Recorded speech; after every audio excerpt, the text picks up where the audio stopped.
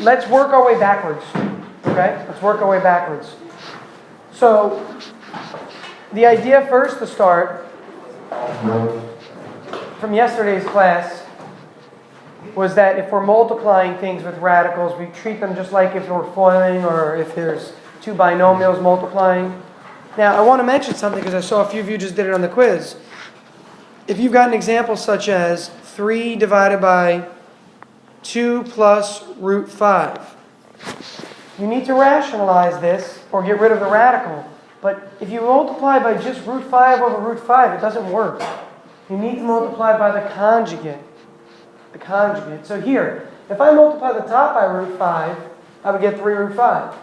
If I multiply the bottom by root 5, sure, it would make this root 25, but I'd have to distribute the root 5 to both. So again, this, don't write this down, please. This does not work. Okay, you can't do this because again, sure, if you multiply this, you get rid of the radical, but if you have to distribute it, if you remember, this is really parentheses. So you still have a radical in the denominator in the end. So this is not sufficient, just using the radical itself. You need to use the binomial conjugate. What is the binomial conjugate in this example? Of the denominator, obviously. What would the binomial conjugate of the denominator be listed as? 2 minus radical 5. Yeah. Again, it's like difference of squares when we talked about that. You just switch the middle sign. So we multiply by this quantity in order to get rid of the radical in the denominator. How do I know that the radical will no longer be in the denominator without even doing the math? How do I know? What statement did we make in class that we noticed about the middle terms? Yeah, they cancel out. When you FOIL this out, think about difference of squares. You're going to get 2 times 2, which is clearly 4. Then you're going to get a middle term of 2 times negative root 5. So that's negative 2 root 5. Then you're going to get a positive 2 root 5. Those are the middle terms. They cancel out as always. And then the last terms, root 5 times root 5, and this is negative, is just 5, carrying the negative over. So this one would be 4. This is not from your quiz. I just made this up. And then the numerator you'd have to distribute. If the numerator had been a binomial right here, okay, if this had been a binomial, then you'd have to FOIL the numerator out as well, or double distribute the numerator. Okay, please don't forget that. A lot of people make that mistake. If this was a binomial and there were parentheses, you had the parentheses, really, you have to remember to distribute to each. So we have 6 minus 3 root 5. Okay, and this is all over negative 1. So I would write this as negative 6 plus 3 root 5. Again, because its denominator is really negative 1. Does the idea make sense? Those that made the mistake in their quiz? Because I saw like 4 or 5 of these, so I want to see if you want me to go over more of this. Do you understand why you're not just using radical 5 now? Because if you just used radical 5 here, it wouldn't get rid of this denominator's radical. You'd have to distribute the radical 5 to both, which would get rid of it here, but you would still have a radical when you do 2 times radical 5. So you need to remember that when there's ever a binomial with a radical in the denominator, use the binomial conjugate always, which is literally the same thing, but with a negative or a positive instead of the negative. So if this had been a negative, this would then be a positive. Go. Can we go over something in the problem set? Yeah. What do you got? It was number What section? 22. All right. Can you give me the question? Yeah, it's the cube root of 32a to negative third power and b squared. Like that? Yeah. Okay. So the cube root of 32, a to the negative third, b to the second. Now, first of all, it's a cube root. This is a great example, Kelly, because we'll do this. It'll help us with the test anyway. For a cube root, what's the difference between what you're going to do as opposed to what you would do with a square root? There's one difference only. When you break up the term, you should do it in perfect cube instead of perfect square. Yes, you need to look for perfect cubes. What is a perfect cube? What does that mean? What's a perfect cube? Everyone knows perfect squares, right? 4, 9, 16, 25, 36. Those are perfect squares. What are perfect cubes? What's the only difference? Because I feel like sometimes there's still a little misconception. Yeah, so give me an example of a perfect cube. 64. Because 4 times 4 times 4 is 64. 8. Now, what would you use here, Mike? Clearly, 8. Because 8 goes into 32. So your first goal, or step toward your goals, is to always think about the fact that you need to break it up into something that's perfect, dependent upon what the index is. The index in this problem is clearly a 3 here, so we know we're looking for a perfect cube. So we could start with that, but it might be also wise to rewrite this with positive exponents. You don't have to really, but it could throw you a little bit for a loop, so maybe it's easier to write it this way first, as the cube root of 32b squared over a cubed. Okay, you know this is true because we learned about our exponent rules. We talked about how a negative exponent really means 1 over the positive exponent. One of the rules that you need to have, in the back of your mind. So this might make it a little bit easier because now we can see that the denominator alone is a perfect cube. The numerator is partially a perfect cube, and then this b squared is just annoying. It's just sitting there. So as a result here, we could think of this as separate entities. So the cube root of 8 times the cube root of 4b squared over the cube root of a cubed. All right, so why am I doing that again? Why did I pull out the 8? Because it's a perfect cube, okay? So the cube root of 8 is just 2. The cube root of a cubed is just a. So we have a 2 up here. We have an a down here. What do I do with the other part? What do I do with the other part?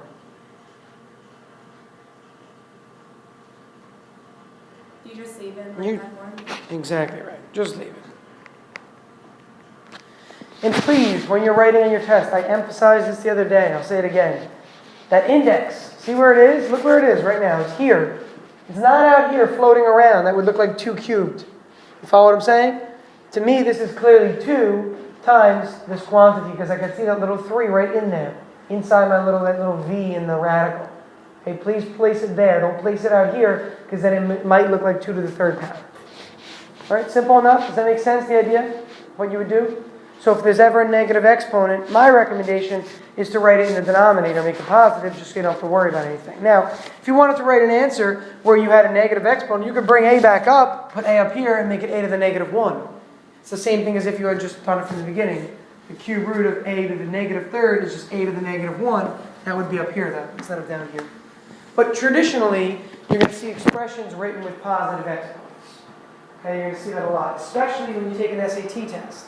When it says simplify the following with an answer with all positive exponents, there's a good chance a lot of them will start as negative exponents, and you need to manipulate that statement so that they all have positive exponents in the end. Make sense? Okay. Problem sets. Other questions in the problem set? Or homeworks or anything that you've had questions on. I'd rather take your questions first, and then I can do samples on my own or, that I'll make up. No? Pretty good? Okay. So in 6.4 we also looked at multiplying radicals, and that was, God bless you, relatively simple, but let's take a look at an example like this. Root 2 plus root 3 times the quantity root 5 minus root 8. So if I had something like this, I would simply do what? Mike? Go ahead, Mike. What do you got? Root 2, root 5. Gives you? What? Gives you? Oh, root 10. Good. Next. And then root 16. Oops. Next. And plus root 15. And then finally. Minus root 24. So why is it, it's one of those things you want to think about. Why is it clear that we have to simplify these further, even before the fact that, we all know root 16 is 4? How would I have known before even multiplying that there's going to be some sort of simplification needed?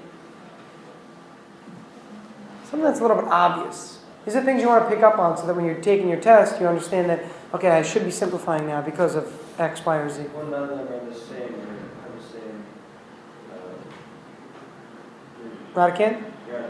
None of the same radicand, so you know that there's not going to be anything like where it's, root 5 times root 5. Good. But look at the original problem I'm saying. Look at the terms in the original problem. One of them is an indicating factor that there's going to be a simplification along the way at some point in time. Which term of the 4 terms in the original? It's 2 terms here and 2 terms here, right? In the original statement, which of those terms indicates to me right off the bat that I'm going to have to simplify something in my answer? Root 8, Why? because you can break it down into perfect square. Yeah, root 8. What's root 8 really? Root 8 is really Root 4 and root 2. root 4 and root 2. And root 4 is just 2. So root 8 itself can be simplified. So by default, if you're going to multiply by something that could be simplified originally, your answer is going to have to be simplified also. So take a look. Didn't root 8 get multiplied by root 2? And you have something that's going to be simplified? And then root 8 got multiplied by root 3. And this can also be simplified because they both came from the multiplication of root 8. So it's up to you. If you want to, you could have done this. Cross this out and write 2 root 2. Because that's what 8 is, or root 8 is. Right? Again, root 8 is root 4 times root 2, or just 2 root 2. So you could have started it that way. Again, no difference really. But at the end, we're going to get this, right? What about the last one? What's root 24 simplified to? It's root 24. Not 12 and 2, right? 4 and 6. And 4 becomes? Okay, again, think of this as root 4 times root 6. Anything I can simplify here? Nah, right? Nothing to be simplified. So don't worry about collecting any terms at the end there. Questions on this? That was the idea of 6-4. What was 6-3? Mike? Yeah, just adding and subtracting radical expressions. So what's the key when you're adding or subtracting radicals? There's one key that you need to remember. Treat them like variables. Treat them like variables. Look for like terms, or in a sense, like radicands. So, easy examples. Let's think about this. You can make your own examples that will work. Pick a perfect square. What do you got? 4. 4. Okay, and double it. All right, so let's use root 8 to start. Now, pick the same perfect square. Pick the same number you used. So you know how we doubled this? Double another perfect square. Pick a different perfect square. 50. 50? Because double 25? Okay, so let's say minus 2 root 50. So if you're trying to make examples for yourself that will work, just make them so that they're doubled or tripled or quadrupled by some perfect square. And then when you simplify, you'll get like radicands. So what's root 8 going to become again? Yeah, so we got root 4, root 2.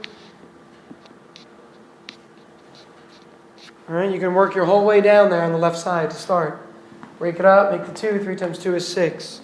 Please don't forget the coefficient. Some of you on the quiz forgot the coefficient. There's a coefficient in the first one. Second part. 25, 2. Which becomes? Becomes 2 Good. And then? and 2. Good. What's 6 root 2 minus 10 root 2? What is that going to give me as an answer? Negative 4 root 2. Okay, again, think of root 2 as x. If this were 6x minus 10x, it would be negative 4x. So negative 4 root 2. Exact same rules apply always. What if we have variables involved? Let's take a look. Let's say we've got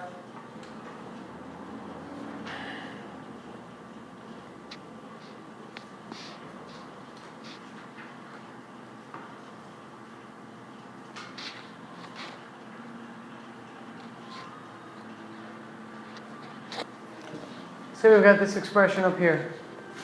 Make this x to the third, sorry.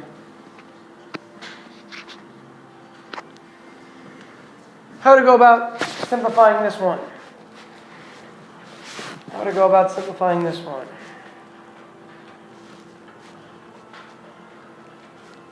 Same process though, same process. You could break x3 into the square of x2 and the square of x. Okay, And then on the right-hand side? You could break into x or x. Now what you'll notice, as Kelly picked up on, is that the radicand that can't be simplified is the same, which is usually our goal because of the fact that we're going to be subtracting. Just because you see a subtraction sign, though, don't assume that these will be the same. Maybe they're not like terms. They can't be subtracted. But in this case, they are. So we get 2x, absolute value x, root x, minus x squared, root x. Now, the key for something like this is to recognize the fact that, yes, it needs to be absolute value here, but we have x anyway here. So we're going to have x times x in the end, so we'll just put x squared.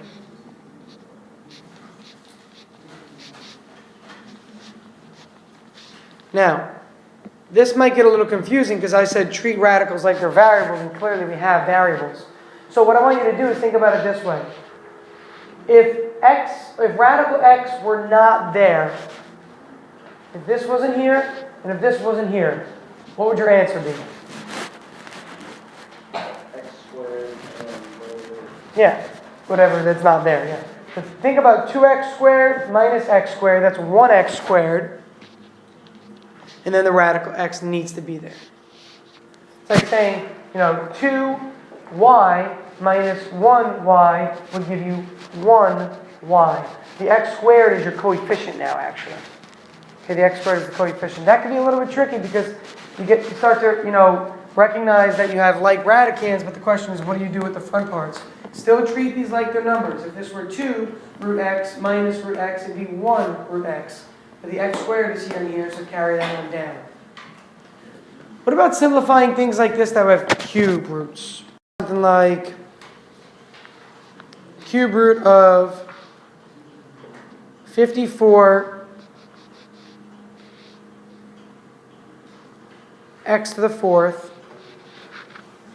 plus cube root of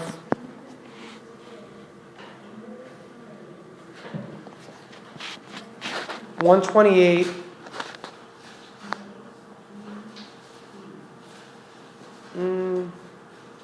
I guess we got to do x to the fourth again to make it work. Yeah. X to the fourth. What do you got, Mike? Start us off.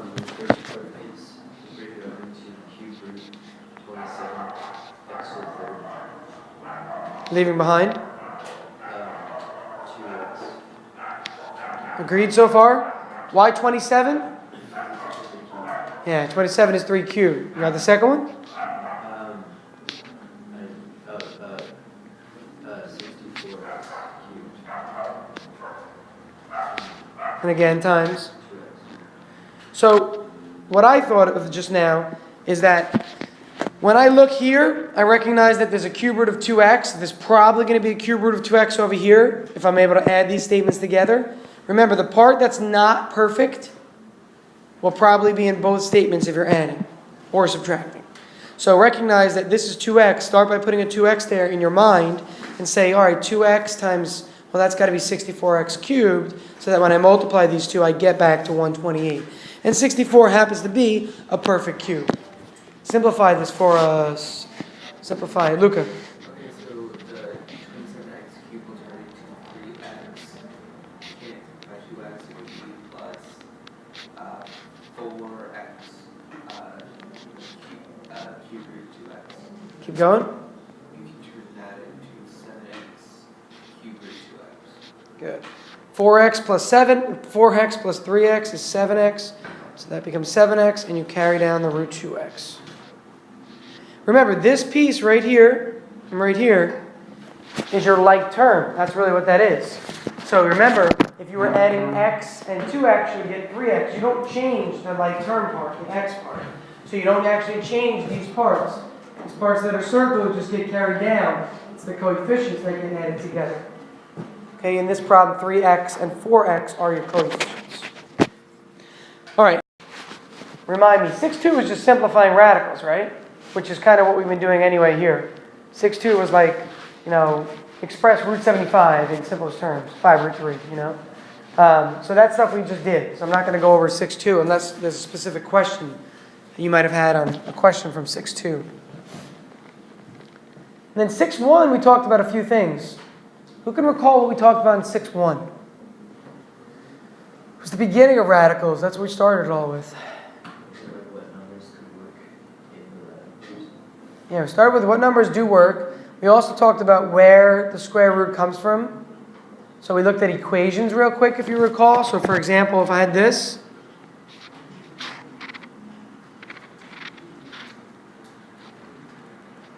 what are my answers? I said answers. X equals 5 and X equals negative 5. All right, remember both?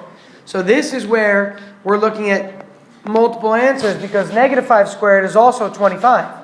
So I could take negative 5, plug that in, I get 25. I could take positive 5, plug that in, I get 25. Okay, maybe it's easier to write it separately, by the way. I can just write it like this. Okay, both. Now, you get two answers for a square root when you're solving an equation. When you simplify like we've been doing, you use what's called the principal square root. Okay, the principal square root. What else did we do in this section? We talked about a cube root and what that is. Oh, big part. Domain restrictions. What do we know about something where we have, say, a variable underneath a radical? How do we figure out what the domain would be or what values that variable could take on? This was from your quiz from the other day. That first question that a lot of people bombed. So if I had this, and I said, what values can y take on? And you have to answer that question. Well, it would have to be like a value, so the entire equation does not equal like something like less than 0. Correct. So we said it, what? Well, firstly, by solve the equation, you get like 2y equals x, and then you get y equals 30. So Okay, but make it easier on yourself. You had the right starting point. It's not an equation really you're going to use. You're going to use not an equation, but it's the other thing we learned this year. It's not an equation. expression. We did learn those, yeah, that's true. Help her out. Yeah, inequality. Greater than here, Will. You just said it, right? You said it can't be negative, right? Yeah. What numbers are negative? Positives and 0. So you should say this is greater than or equal to 0. Okay? So whenever you're looking at the values that a square root can be, if you have a radical with a variable in it, set it greater than or equal to 0 and then solve. So you still get the 3 like you were saying there, Cal. So you're still going to get that 3. So add the 6 over. Okay, y is greater than or equal to 3. And pick a number now to check. Pick a number less than 3. 2. Plug in 2 in the original. What do you get under the radical then? You get negative 2. Can we have negatives under the radical right now? No, we can't. We're going to learn about imaginary numbers, and some of you already know about what they mean, in the end of chapter 6, so right after midterm. Okay, but for now, we're assuming we're only working in what's called the real number set. So we're looking for answers that are real numbers. So if I had an equation like this, and I wanted to solve this, how would I solve this?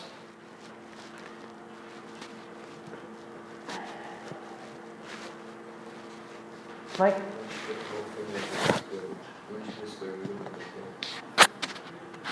I mean, technically, mathematically, you could just square root both sides, but you cannot take a square root of individual terms under the radical. Remember this, Mike?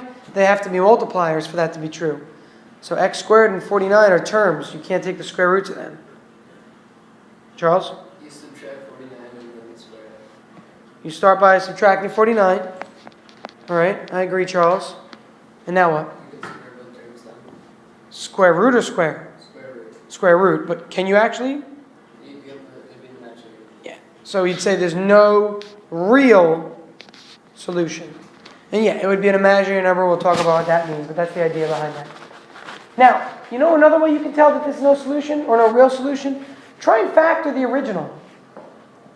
Can you factor that original statement there? When would you be able to factor it? What one change would I have to make for this to be able to be factored? They have to be subtracted, not added. Yeah. So if this was x squared, this was x squared minus 49, well then you would add 49 over, making this a positive, and clearly now you can radical, right? Take the square root. But you could also look up here and see, isn't this difference of squares? So doesn't this factor into x plus 7 and x minus 7? And then it gives me answers of 7 and negative 7. which would be the answers I would get if I took the square root of positive 49. Okay, so check for that. What else? Anything else in chapter 6 you have questions? The domain of a cube root. All real numbers always. Okay. Because remember, a cube root can be negative or positive. Because if you take a number like negative 2 and cube it, what do you get? Negative 2 times negative 2 times negative 2. Negative 8. So you can actually have a negative under the radical. The rule, if you remember from 6.1 that we wrote a statement down, was this. For even indices, you cannot have a negative under the radical. For odd indices, you can have a negative under the radical. Okay? Does that make sense? Again, odd ones you can. Like the fifth root of negative 32 is negative 2. Because negative 2 times negative 2 times negative 2 times negative 2 times negative 2 is negative 32. Right? So for odd indices, the domain or the possible values of y, like we did in the last part, are all real numbers. Okay, it's only when the index is even that you need to set it greater than or equal to 0. Sorry, not on this slide. Like Wait, so it's like x3 plus like 64, that would work? under the radical? No. Oh, gotcha. Equals 0. Yeah. Yes, you could solve that because then you would get this.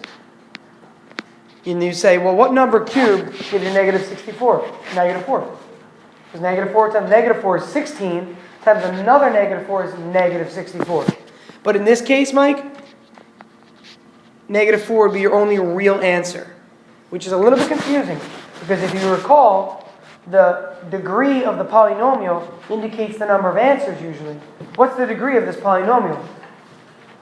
What is it? 3. Right? Look at the highest power. It's the degree, remember? The degree is 3, so you think there'd be 3 answers. But I only see 1. The other 2 answers? Anybody want to take a guess what the deal is with the other 2 answers? Imaginary. They're imaginary. Okay, and we'll talk about how to get those answers at a certain point in time. But for now, it doesn't matter. But the other 2 answers, they're imaginary. And imaginary answers always come in pairs. Always. So if you're missing imaginary answers, you got to be missing 2. Or be missing 4. Or be missing 6. So we're missing 2 answers here. Right? We have 1 and this is a 3, so we're missing 2 answers. They're both imaginary. Just like x squared plus 49 equals 0 on the last slide. We didn't have any real answers, right? But it was x squared. So we were missing 2 answers. Both answers were imaginary. Again, they come in pairs. Any other questions from 6.1 through 6.4? I'm going to jump back and go to 5.4 and 5.5 now. Now we're good? I think this test is going to be very straightforward because, again, no word problems. We haven't done anything with word problems, and this is the only test so far that we have no word problems at all. And in addition to that, it's not a lot of material. Like 6.2, 6.3, and 6.4 is all the same concept, if you picked up on that. The idea of simplifying radicals, rationalizing a denominator. Same thing with 5.4 and 5.5. Who recalls, what was 5.5? Either one, because they're really the same thing.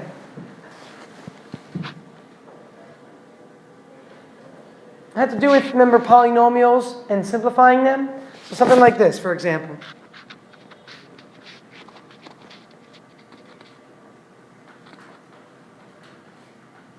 Let's see. I'm going to make this negative, actually. Let's do x squared plus 3x minus 4, bless you, all over